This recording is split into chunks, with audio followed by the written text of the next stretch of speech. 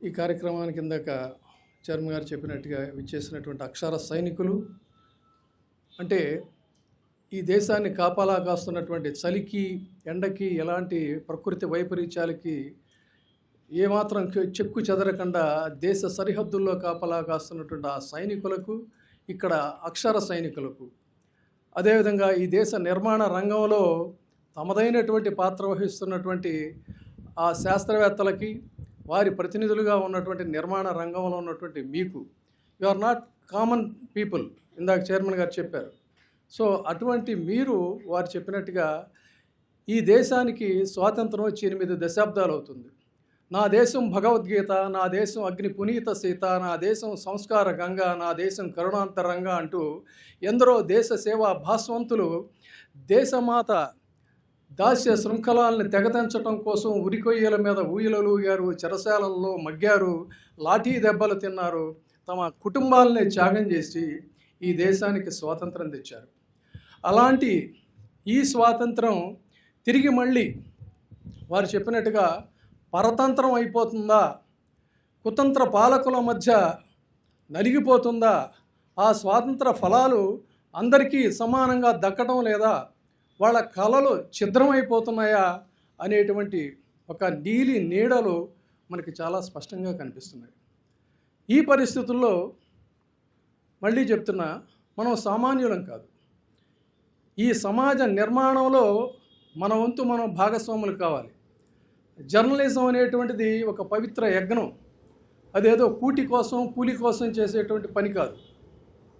ఖచ్చితంగా ఈ సమాజంలో ఒక భాగస్వాములుగా మనం అవ్వాల్సినటువంటి బాధ్యత మీ మీద ఉంది.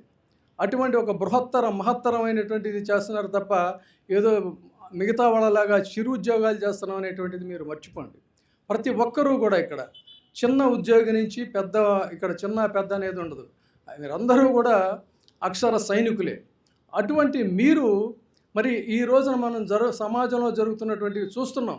అందుకని ప్రతిసారి మీరు ఉదయాన్నే ఒక గిడసబారిన యువతలా కాకుండా స్వామి వివేకానంద చెప్పినటువంటి muscles of iron, nerves of steel అనేటువంటి దీంతోనే పనిచేయాల్సినటువంటి అవసరం ఉంది. ఎక్కడ ఎన్ని కష్టాలు వచ్చినా, ఎన్ని నష్టాలు వచ్చినా గురి తప్పని విలుకానిలాగా పనిచేయటం అనేటువంటిది ఒక లక్ష్య సాధనగా ఉండాలి. దానికోసమే ఆయన చెప్తారు, the youth I see in my minds eyes the future perfect of India rising out of chaos and strives అని చెప్పని చెప్తారు. So if the youth are raised with their noble actions then will culture, knowledge, power, everything will awaken in this land అన్న స్వామి వివేకానంద మాటలు మీకు స్ఫూర్తి కావాలి.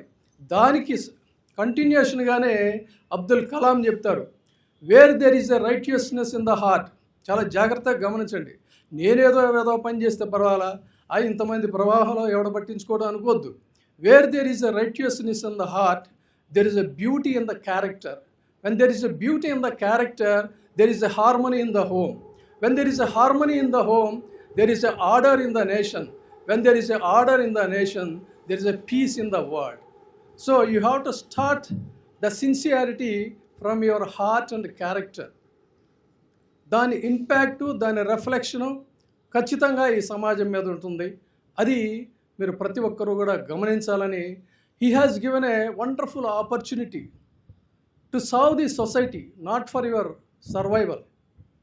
That is the greatness of journalism. Not only journalism, in construction ఫీల్డ్లో కూడా ఆ quality, ఆ quantity, ఆ డెడికేషన్, ఆ డిటర్మినేషన్ ఉంటేనే. నేను అసలు స్టార్టింగ్లో విన్నా, ఇక్కడ ఇప్పుడు చాలామంది బిల్డర్స్ వచ్చేసారు, but Aditya it stood for the quality, Aditya it stood for the beauty, Aditya it stood for the reputation. అది కదా ఒక మనిషి అచీవ్ చేయాల్సింది. సో మనకు ఎవరో పెద్ద వాళ్ళని తీసుకోక్కర్లేదు. He's the role model for us. So you get inspiration from him. అది ఇవాళ దానికోసం మనం ఈ కార్యక్రమాన్ని ఇందాక వారు అద్భుతమైనటువంటి మెసేజ్ ఇచ్చారు. అందుకని స్వాతంత్రం పరతంత్రమై పాలకుల కుతంత్రంలోకి కనుక వెళ్ళినప్పుడు మన వంతు కృషి మనం చేయాల్సినటువంటి అవసరం ఉంది. దానికోసమే మనం ఖచ్చితంగా పనిచేయాలి. ఇది స్వాతంత్రం అనేటువంటిది కొంత కుతంత్రాల పాలకుల కోసం కాదు, మన ఆ స్వాతంత్ర ఫలాలు మనం అందరం అందుకోవాలంటే ప్రతి ఒక్కరూ కూడా మన వంతు కృషి మనం చేయాలి అనేటువంటిదే, అదే జీవిత పరమార్థం, అదే ఈ స్వాతంత్రం యొక్క గొప్పతనం. ఈ దేశంలో పుట్టడం అనేటువంటిది మనం ఒక గర్వకారణంగా భావించాలని ఆశిస్తూ, ఆ దిశగా ఆ లక్ష్యంతో మనం అందరం కూడా మరొక్కసారి పునరంకితం కావాలని చెప్పని కోరుకుంటూ ఈ అవకాశం ఇచ్చినటువంటి చైర్మన్ గారికి నా ధన్యవాదాలు తెలియజేస్తున్నాను. జై హింద్. స్పందించి